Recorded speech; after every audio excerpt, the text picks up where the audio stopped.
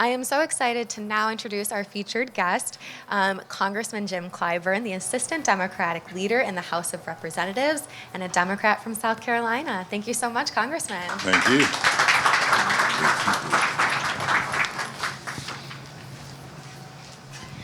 So we have a lot to unpack this evening, and I want to start off first.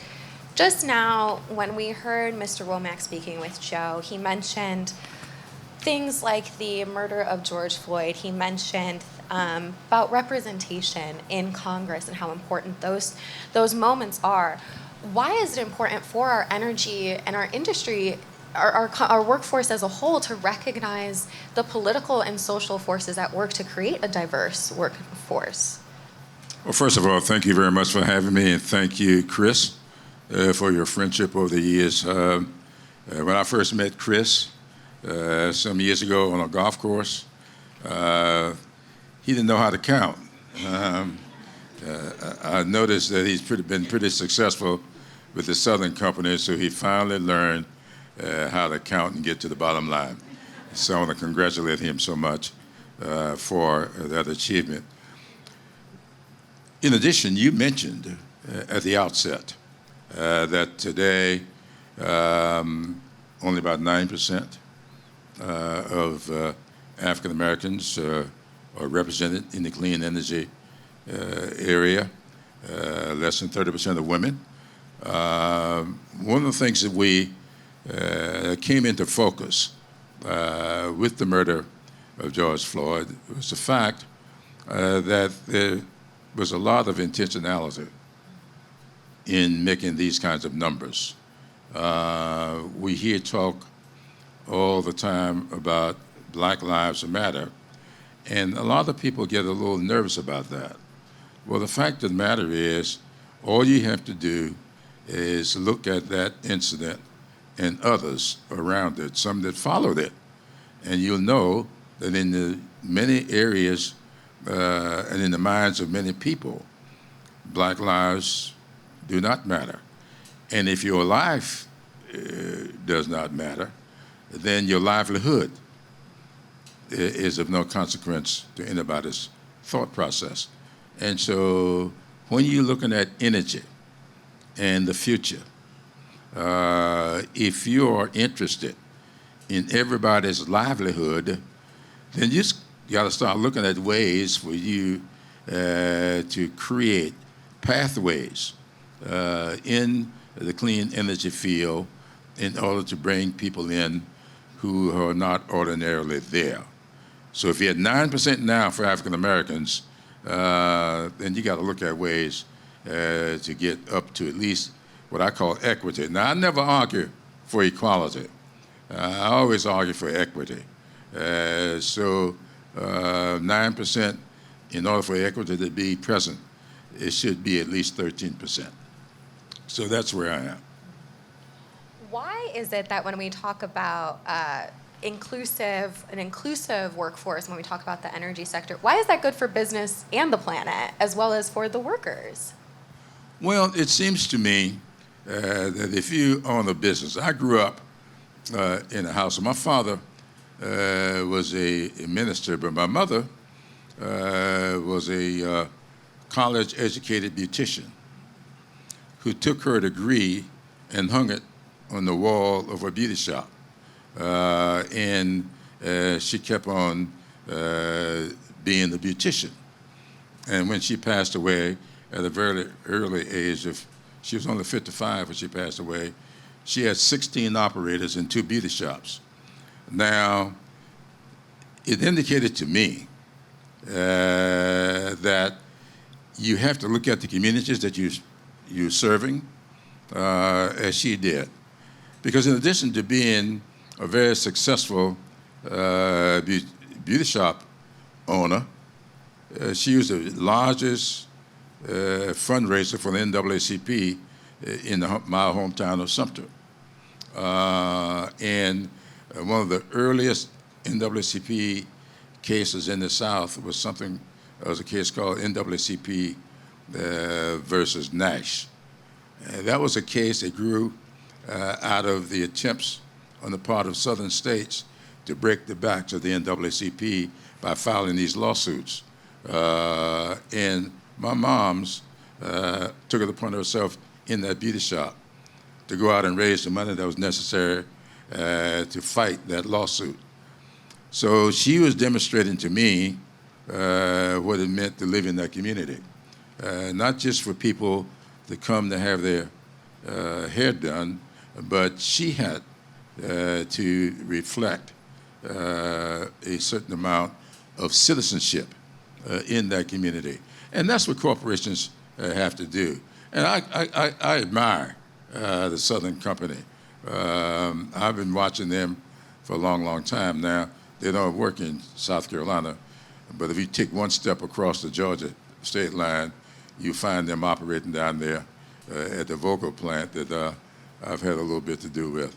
So I admire them for really going the extra mile in Georgia, in Alabama, Mississippi, to do the things that are necessary to prove corporate citizenship, good corporate citizenship. I like that you brought up South Carolina. I love South Carolina. And I'm not just saying that, I promise. I think it's a beautiful state. My grandmother used to live in South Carolina. Oh, yeah? Oh, yeah. I would go down to Myrtle Beach to see her every year. I miss it Good, so much. I loved it. good. A little bit outside of my district, but Still a beautiful state. But another thing about South Carolina is that it has, I believe it's 8 HBCUs. we do have 8 HBCUs, and 7 of them are in my district. So talk to me a little bit about how you see HBCUs helping to make our energy and just corporate America in general the inclusive as it needs to be. Let me answer that question by telling a little story. I'm known as a storyteller. Many of you have heard of Ron McNair. Ron McNair lost his life in the Challenger explosions. He was a very celebrated astronaut who, as many of you recall, on his first trip into space, he played his alto saxophone on a spaceship. Ron came from the little town of Lake City, South Carolina. It's a little tobacco town. When he was growing up, he was not allowed to use the library in that town. And Ron came by to visit with me just before going off on that fateful flight. He said to me on that day, well, he wasn't coming to Columbia to see me. He really was at the University of South Carolina, had just been offered a professorship, and this was going to be his last flight, and he was going on the staff of the University of South Carolina. Well, it was a fateful flight. Ron said to me on that day, he said, you know, everywhere I go, people introduce me as this astronaut who earned a PhD in physics from MIT. But that's not what made me successful. He said, what made me was those years I spent on the campus of North Carolina A&T. When I got there, having been denied education, a proper education in the little town of Lake City, was not able to use the library, those teachers and those professors with similar backgrounds and experiences understood who and what I was. And the remediation I got from them is what allowed me to earn my PhD in physics from MIT.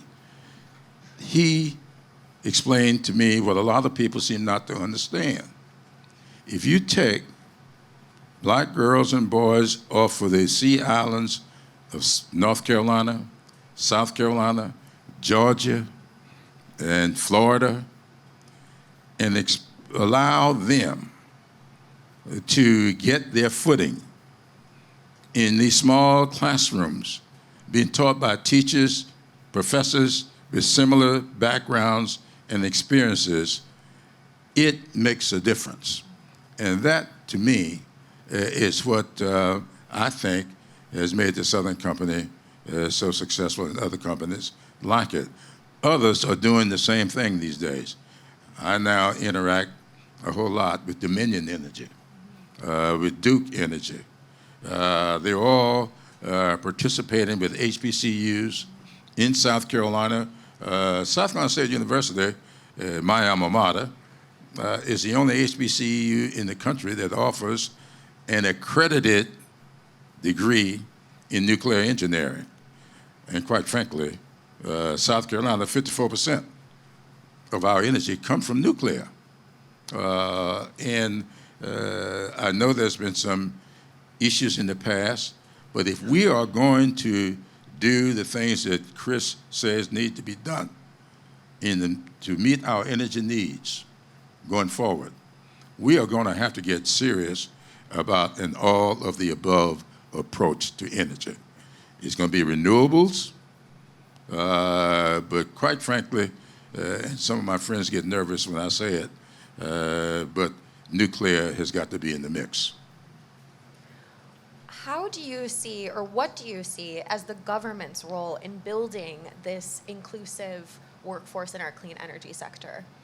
Well, I think the government is, especially under, nobody will be surprised to hear me say this, under the Biden-Harris administration, is doing a great job. We just invested $7 billion, that administration, in HBCUs.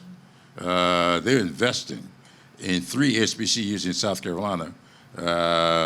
If my memory serves, it's South Carolina State, Claflin, and Denmark Technical College.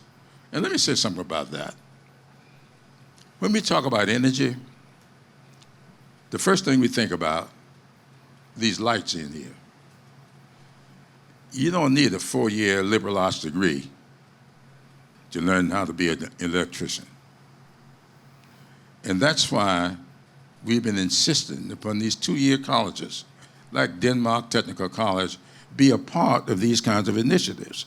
I want those students at South Carolina State majoring in nuclear engineering, where they've had 100% placement over the last 4 years. I want them to get their 4-year degrees, but I also want those people who want to be electricians, whose parents may have been electricians. That's what they want to do. So we ought not stigmatize.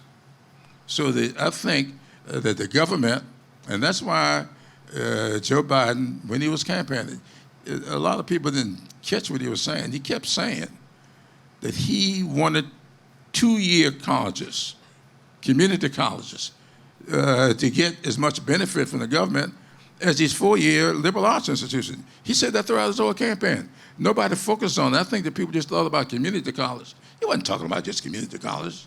These technical schools, these vocational schools, these things that allow people who don't want to be liberally educated, just want to be plumbers, electricians, these kinds of things. That's what energy is all about. And so I think that the government has a big job in trying to, first of all, destigmatize education, demonstrate that education is much more, much broader than a 4-year liberal arts education, as people seem to think. That's what this has got to be about, especially when it comes to energy. You know, I often tell the story about Thomas Edison, that many of us call the greatest inventor of all times. Well, that may be true. And we give him that credit because we think that his light bulb is what changed the world. But the fact of the matter is, Thomas Edison couldn't get his light bulb to work until he sat down with Louis Latimer, the son of former slaves. A black guy up in Massachusetts gave Edison the filament that he needed to make his light bulb work. And so Thomas Edison, the white guy, stepping outside of his comfort zone, sitting down with Louis Latimer, the black guy, who stepped outside of his comfort zone, and together they lit the world.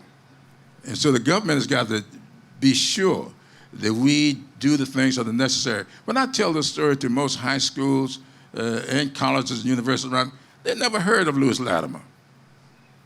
And they look at me sometimes like I'm crazy. And I'm not going to say anything here today, but I suspect there are a few people here who never heard of Lewis Latimer. But for Lewis Latimer, there wouldn't have not have been Thomas Edison when it came to the light bulb. Congressman, I have one final question for you. After everything that we have discussed this evening, do you think it is possible in our lifetime that we will see our clean energy industry embrace that diversity, embrace that inclusivity that we talked about tonight? Yes, I do. And maybe I'm just a born optimist. But when I see my mother come from the cotton fields of Lee County, South Carolina, and become a very astute, well-accomplished businesswoman who took breaks between heads to go to college. She went to college while running her beauty shops. When I see my father being denied a high school education, I'm writing a book now about the first 8. I call it the first 8. These are the 8 African Americans that served in Congress from South Carolina before me. I'm finished the book. The publishers ain't finished with me, but you're still doing some stuff. But I write about this, and I point this out because in this book I talk about the fact that in South Carolina, right up until 1940, no high school was provided for blacks except in 3 cities: Columbia, Booker T. Washington; Charleston, Burke High School; and there was a high school up in Greenville, Sterling. Other than that, you couldn't go to high school if you were black. Stopped at the 7th grade. My father grew up that way. Could not get a high school education. But he taught himself. And he went out and he thought he was ready. He took a college entrance exam and passed it and got admitted to college. But when he got to his senior year,